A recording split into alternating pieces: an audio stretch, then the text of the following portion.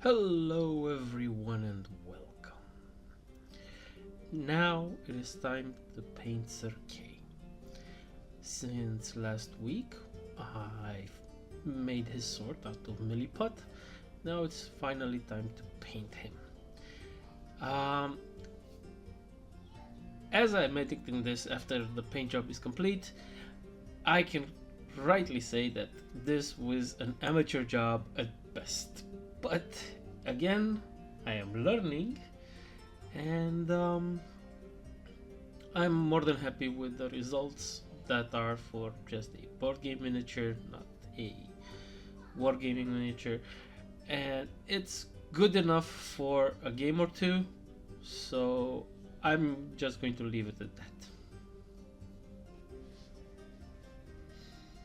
If you've heard some voices on the background, I am sorry about that.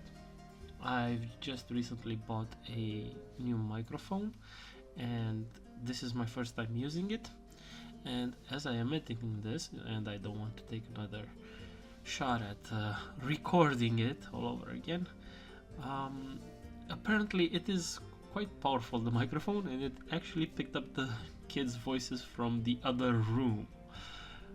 Lesson learned, from now on record voiceovers while either alone in the house or with a closed door at least.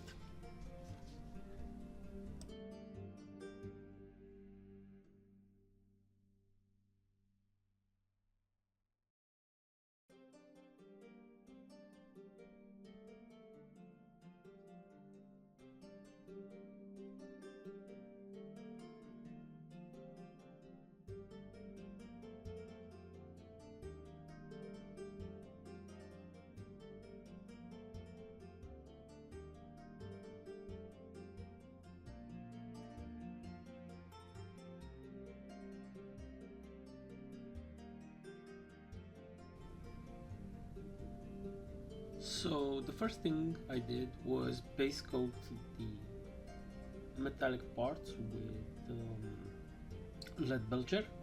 I know it's a pretty dark color, but I want something to go off of on and highlight with a bit of iridescent silver or runefang steel. That's the color from Citadel.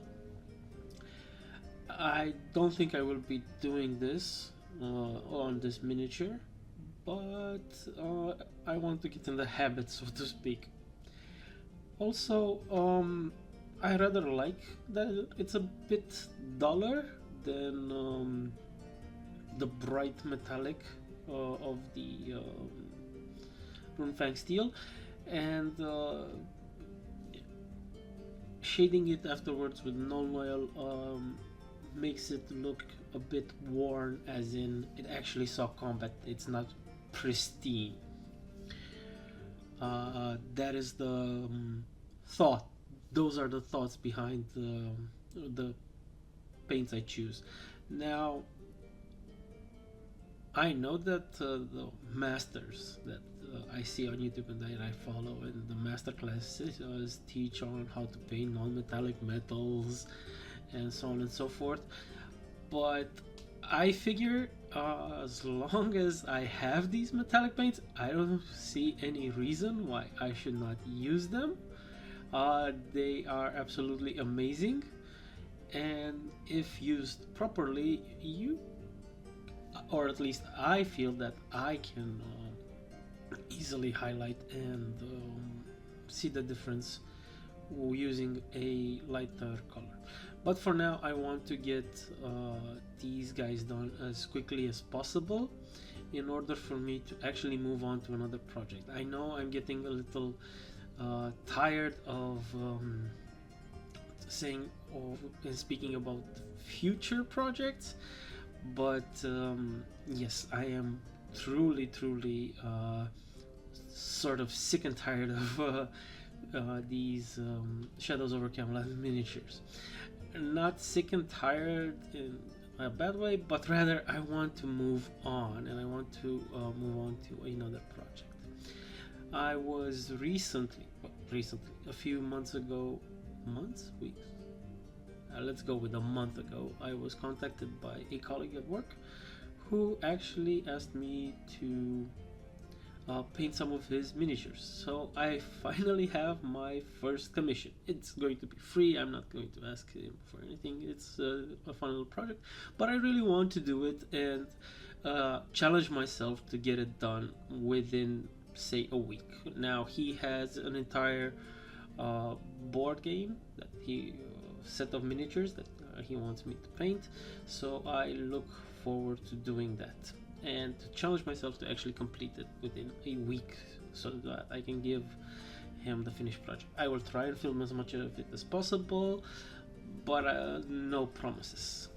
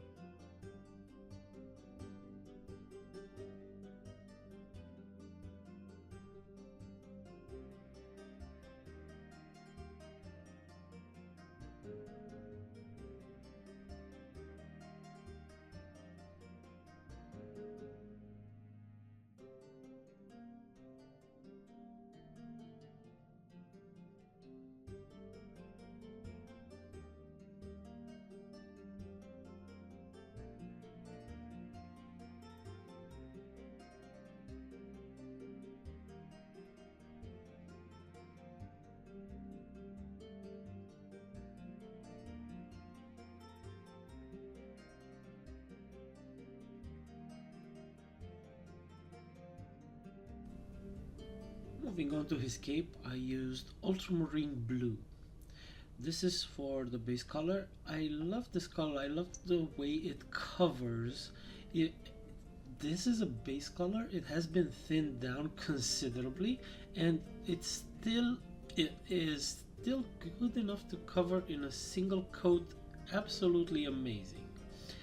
Now I am still afraid to thin these paints to like a glaze consistency to give it a sort of contrast paint consistency, especially because I don't think the pigments are designed in such a way as to function like that. But I do plan on expanding my colors with a lot of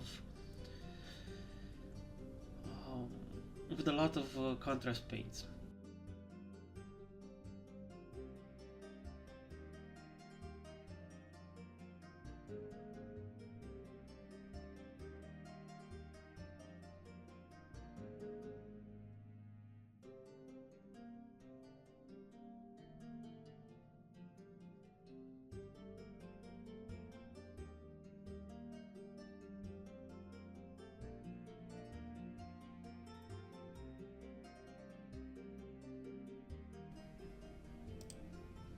I have already experimented a little bit with contrast paints when I painted Sir Gawain with his dark green robes, and I absolutely loved the way it behaved, the paint behaved with creating shadows and highlights all by itself, even without a zenithal highlight. So just by itself pooling in certain areas, in certain folds of the fabric, it created that effect. I can't wait to see the effects that those paints make when I properly zenithal highlight the miniature,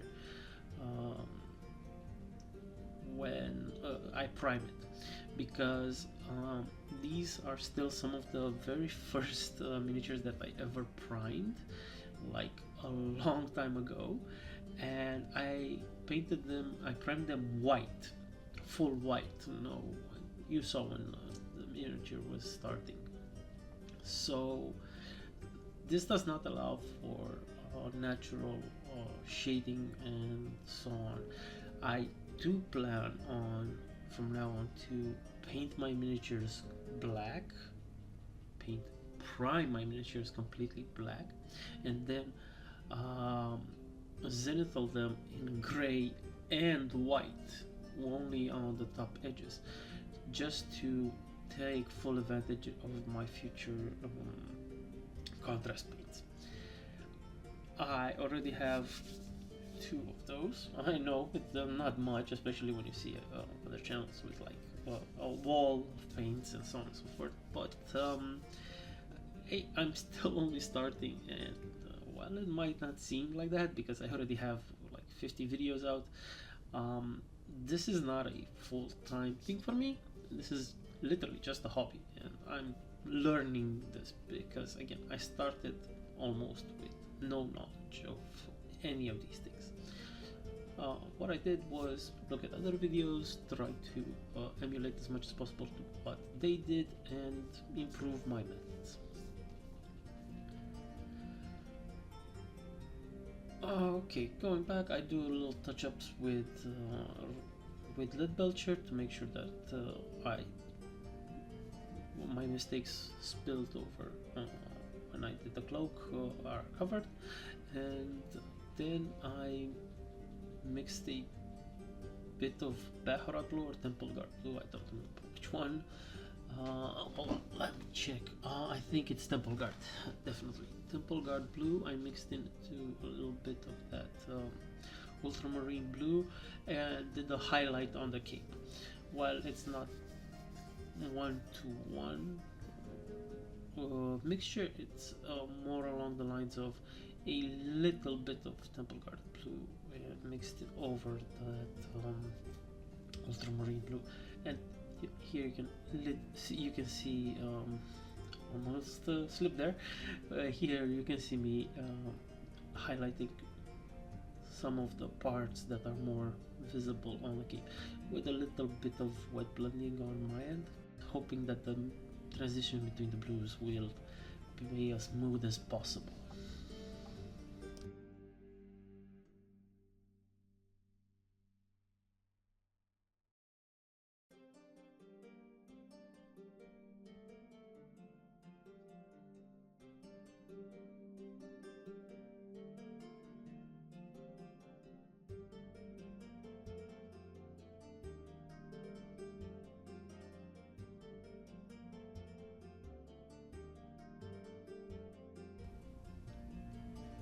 For his belt, I went with XV88 instead of Rhinox hide.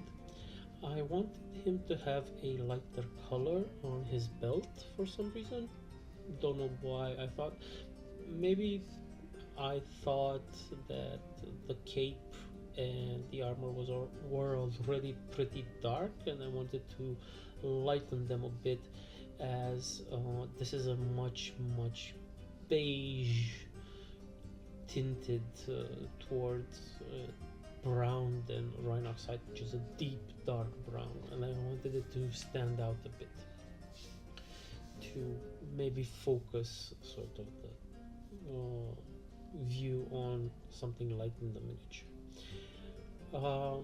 I think it looks great, and I will probably vary my colors in between these two, sometimes using Rhinoxide, sometimes using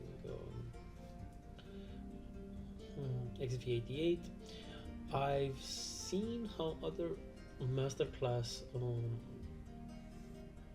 teachers show that you should do these colors in layers just to keep sort of like the Rhinoxide only in the darkest parts of a color of a portion of the miniature. So I would actually be painting Rhinoxide on the underside of the belt, but again, I'm going only for tabletop quality right now, and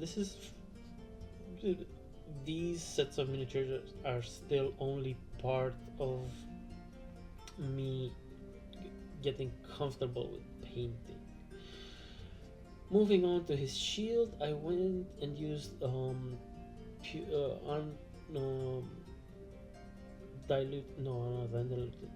pure Temple Guard blue, just thinned down, to cover his shield. this was a very quick process, very simple. Even though it was thinned down, it had great coverage, and it is a layer paint, not even a base color. So again, either I'm really starting to get the hang of this thinning down correctly part, or I'm really getting good at filling, spreading the paint everywhere. Also, that wet palette really helps. And then I did the trim with the same lead belcher. I'm not going to shade it though, I think, because I wanted to keep it as bright as possible, though I might be mistaken. These are just my thoughts as I paint the model and as I'm editing the video, because these are two totally separate things. um, right, so what else can I think about to talk about this? As you saw, I tried to do each part as neatly and as tidy as possible, in order for me to not make any mistakes and to clearly show each segment of the miniature that I paint in contrast, so to speak, with the rest of everything that I have done. So I find that this way of painting is a lot more easier, and it clearly shows progress, because when you're done with a part, you're done with that part. You don't go back to it, or until you get to the shading part, because you're only going to shade it once, and you can do the entire miniature then with whatever paint you're gonna use. Though for this one, as you can see, I did it in several steps because I used different colors. And right now I am using a shade, Drakenov blue, to blend my highlights and further erase the wet blending mistake, sort of the difference between the unmixed ultramarine blue with the temple guard blue, and make sure that the transition are as smooth as possible. This shade also creates some very subtle darker spots that are still blue in the folds of the cape, and I think it looks absolutely great and amazing. So, like any other shade, it's just magic in the bottle.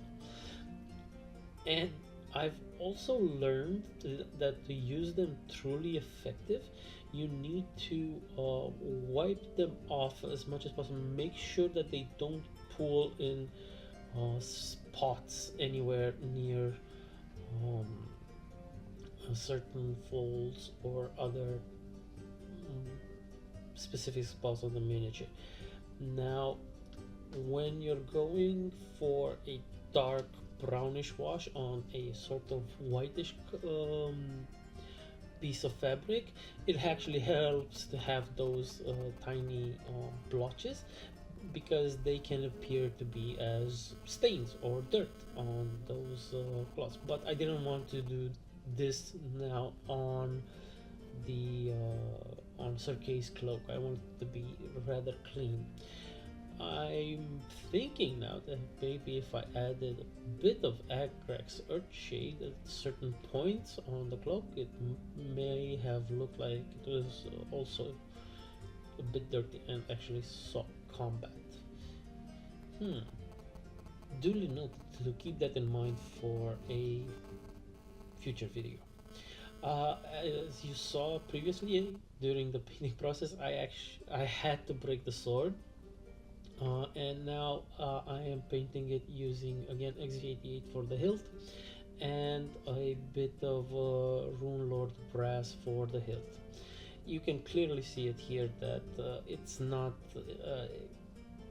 very well sculpted. It's a rough shape at best, but again, my very first sculpt, and uh, I was aiming for tabletop quality, just for it to appear to have a sword, just for him to appear to have a sword, and it's good enough for now.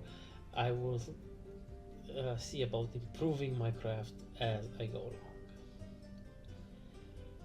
Unlike the source picture and the material that I had, I wanted to give it a bright splash of color on his armor. I don't know, seal. I don't know what that is. I don't know what the correct terminology for it is. And I went with a bit of Retributor Gold for that. And I painted his rosette, his small clasp that holds his cape over there, with gold. In the source image, it is silver as well as his armor, but I wanted to give it a bit of extra contrast on the image.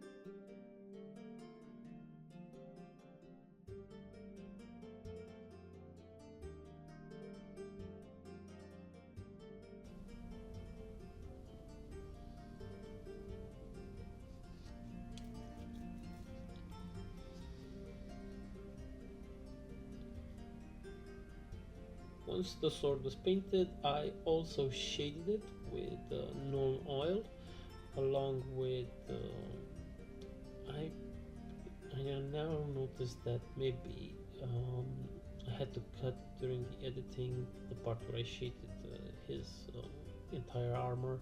You can see it that right now it is shaded, and all the lines are much more clear and can be seen easily as much darker.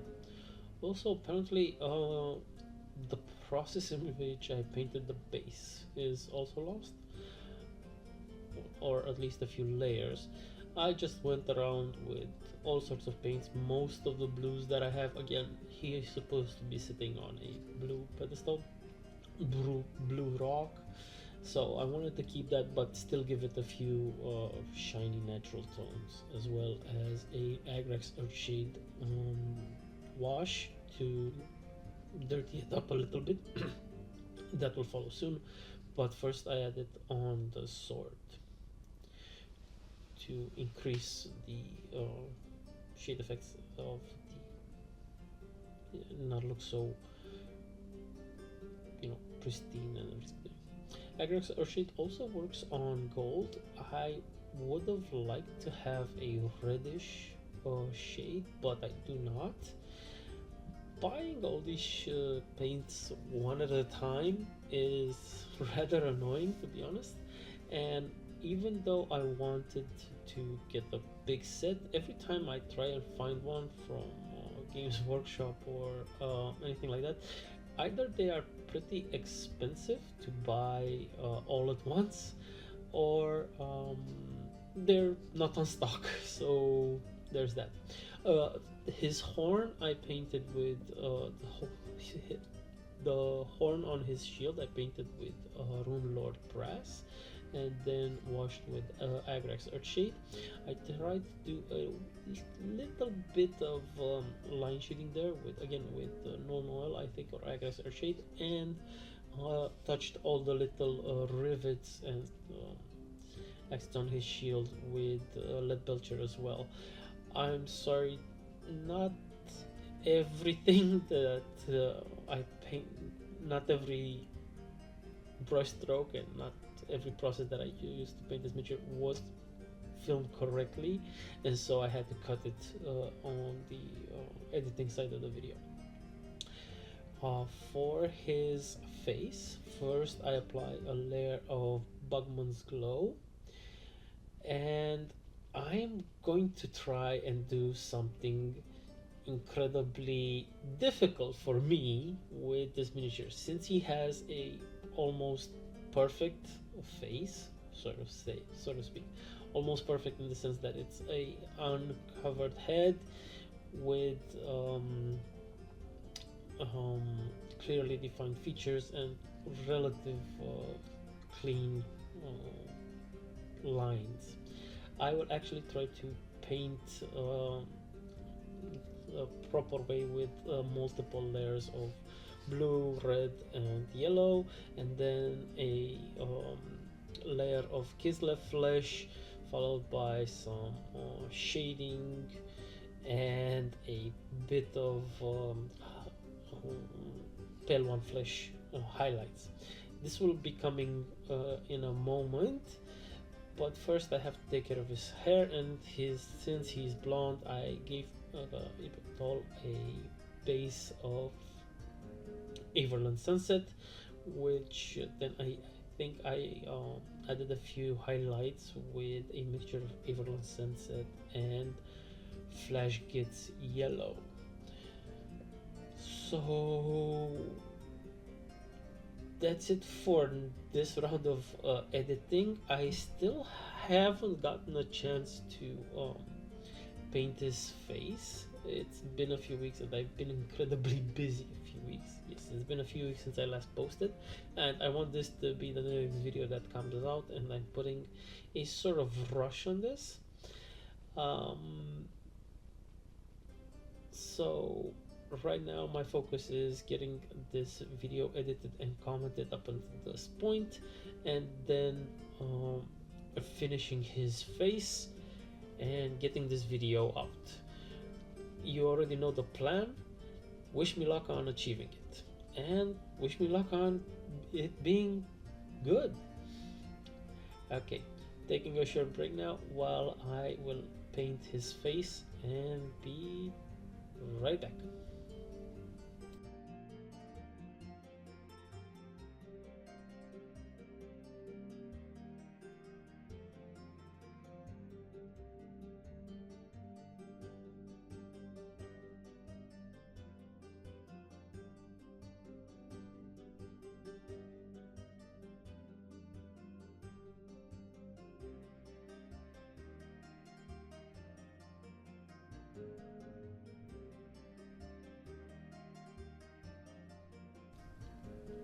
Okay, so what I'm doing here might seem a little counterproductive, but I recently, and by recently mean within the past 2 months, watched a masterclass on how to paint realistic skin tones.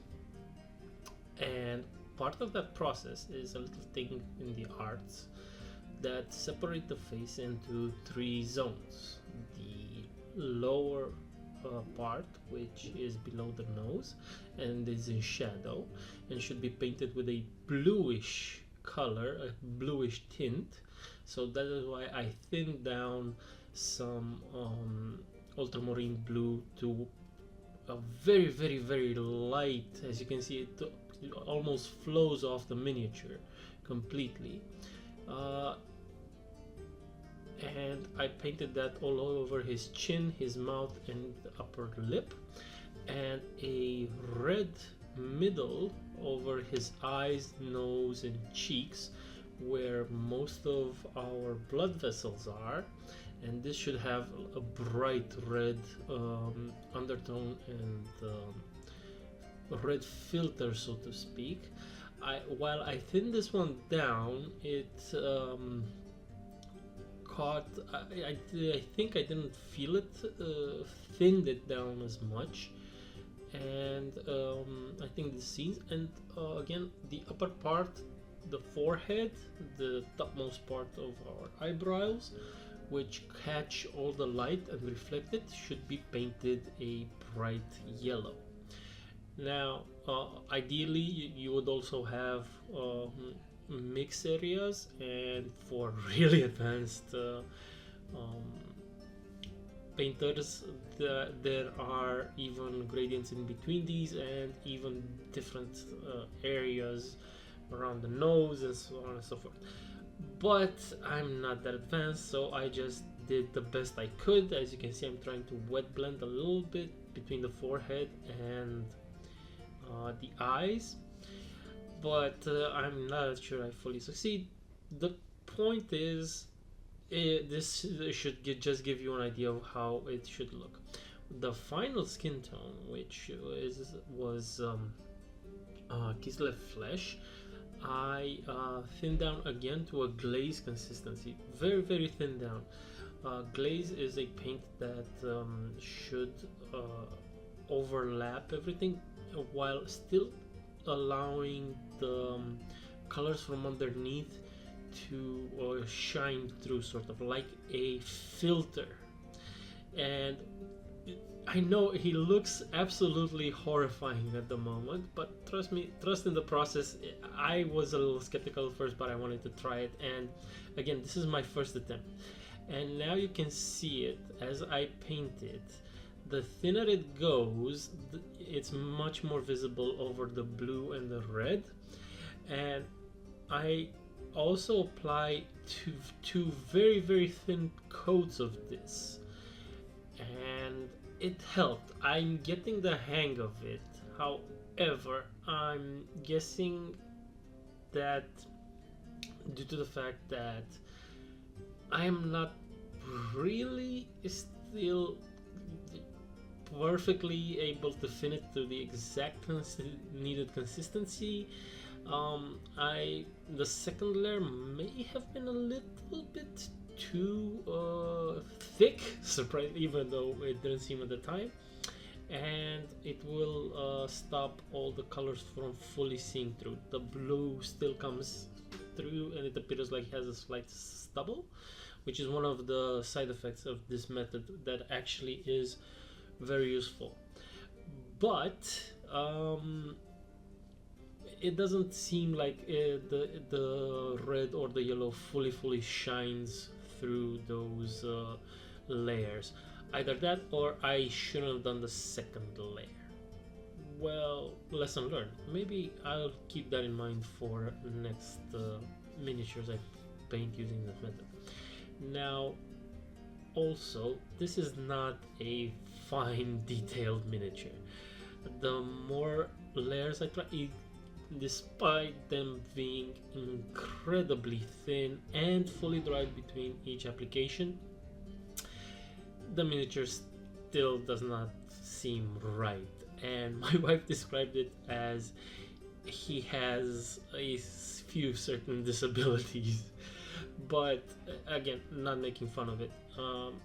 It's just that it's really not made for this kind of attempt at painting. I planned to actually shade it with a bit of Agrax Earthshade, but I didn't want to do that after I saw a bit of highlighting with pale one flayed one flesh. Sorry about that. I just dropped the next miniature. And yeah, that is the process by which this should be done. Now, as you can see, during the second layer, this has already become almost opaque, and you cannot see the undertones beneath it. Maybe I should have gone with a bit more on the first layer and not the second one. This is an experiment I will have to try, and I'm looking forward to trying it with a much better miniature. I can tell you that from certain angles, and you will see in the final shots, he looks, let's go with okay. Just don't stare too long in his eyes. What else can I say? Yes, I decided to, like I said, do a bit of edge highlights and small highlights on most of the raised edges with flayed one flesh, and with the same flayed one flesh, a sort of off-white color, I tried to do the eyeballs, and then put a few two dots of ultramarine blue for his pupils. I'm not going to be able to make any more delicate touches to this miniature. It's not designed for such a thing. For his lips, I tried to give a small line of Bugman's glow, but while I actually liked it in the end, how it came out with a few touch-ups of Kislev flesh, it was okay, no more than that. Also, sorry for the out of focus quality. It's really hard to